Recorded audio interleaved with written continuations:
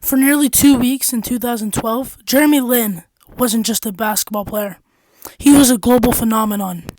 How did this player come from being undrafted and nearly out of the league to scoring 38 points on Kobe Bryant and earning his nickname, Linsanity? The other way, down by a point. Jeremy Lin bumped it midcourt. Leads in, he's fouled. Finally got it, and it's just. Jeremy Lin was actually never supposed to play in the Garden, coming out of Harvard. Yes, Harvard. He got 0 D1 offers, no hype, and no scouts cared about him. And he ultimately went undrafted in the 2010 draft. What not many people know is that he actually got picked up by the Warriors. Then they sent him to the G League, came back, a couple other teams signed him.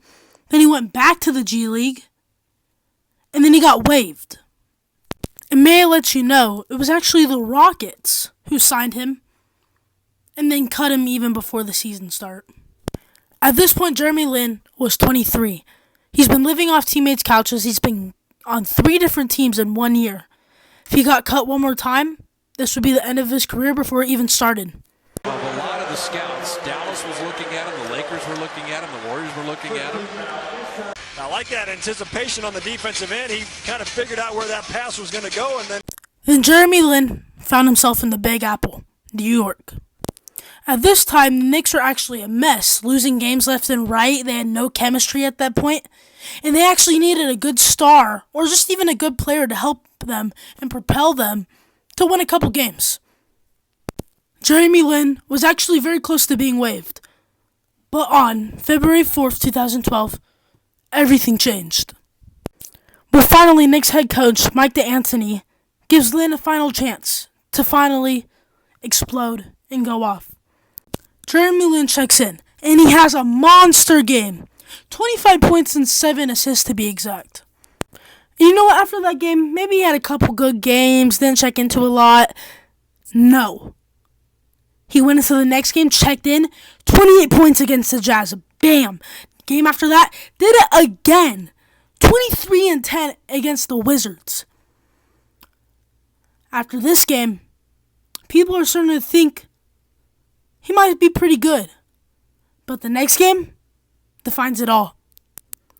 This game in particular, he's playing Kobe Bean Bryant, the greatest player in the world. He's been seeing Kobe Bryant on TV.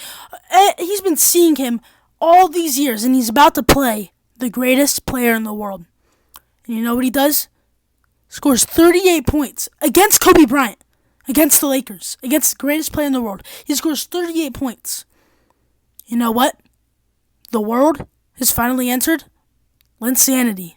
It's acceleration right there to get to the basket, holding the ball up high and able to finish. Clock at 8, splits the defense again, gets to the rim, puts it in, and a foul! Wow!